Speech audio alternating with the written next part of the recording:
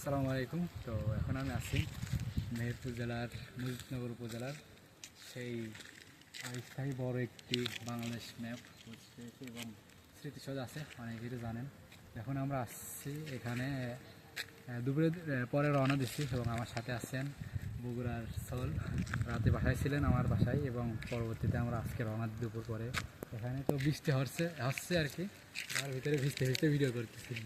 তো এটা অনেক ভালো লাগছে, অনেক জোরে বৃষ্টি চলে আসছে কিন্তু। ঠিক আছে, এদিকে দেখেন জয় ভাইকে দেখাই, এই যে ভাইয়া ভাইয়া ভিজতেছে। তো আজকে সুন্দর একটু ওয়েদার, প্লাস আমরা যে একসাথে আছি অনেক ভালো আছি। তো সবাই আমাদের জন্য দোয়া করবেন।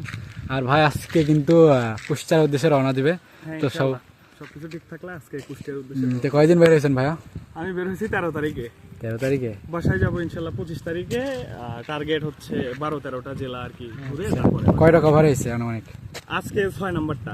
ও আচ্ছা, যাক আলহামদুলিল্লাহ, অনেক ভালোভাবে হয়েছে না? আর 6টা আছে। কোনো সমস্যা হয়েছে নাকি? না না, কোনো সমস্যা হয় না। তো যাক আলহামদুলিল্লাহ। তো সবাই ভাইয়ের জন্য দোয়া করবেন, আর সবাই যেন মনের আশা পূরণ হয়, ভালোভাবে ঘুরতে পারে। আসলে সময়ের কারণে কিন্তু অনেক কিছু মিস করা হয়, বিশেষ করে এই যে ভ্রমণ, টাকা থাকলেও কিন্তু সময়ের কারণে ঘোরা হয় না।